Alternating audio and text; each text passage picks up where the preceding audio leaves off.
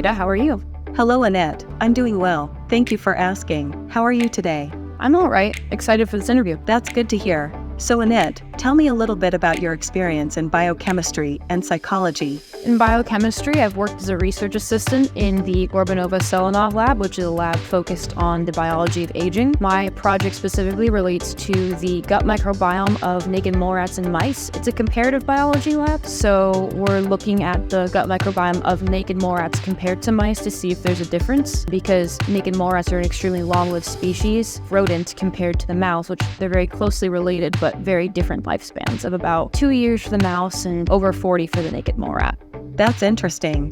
What kind of work did you do in the lab? I did various things depending on what they asked me to do. Not only did I work on my own project, but I assisted in a lot of other projects as well, including a comparative study of blood plasma and various proteins in plasma of over 26 different species. A lot of mass spec, both gas chromatography and liquid chromatography mass spec, and a lot of computational analysis of mass spec, a lot of acetonitrile and MTBE extracts, Western blots, a lot of various things. That sounds like a lot of work. What did you enjoy most about the work that you did? Well, because the fecal metabolome project was started with me, I started that project. It was really nice being able to see the beginning of this project from start to finish. And although it's not completely done yet, we're in the end stages to contributing it to an actual paper that I hope to be published on.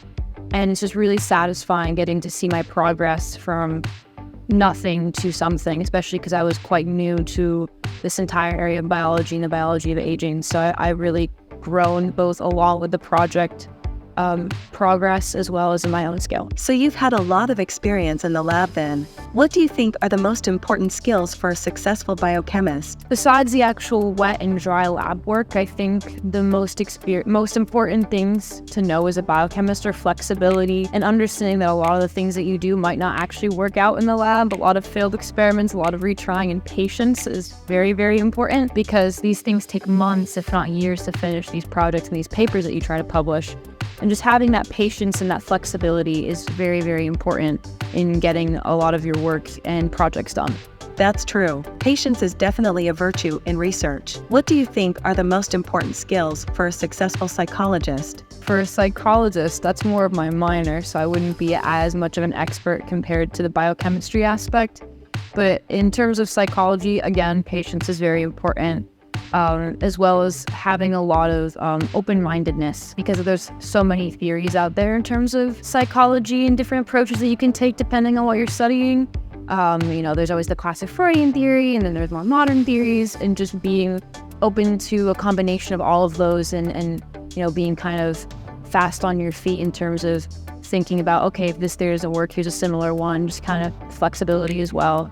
Similar concepts. That's true. There are definitely a lot of different theories in psychology. Do you have any experience with automated liquid handlers? No. That's I really appreciate you giving me this time and this opportunity for an interview for this job position.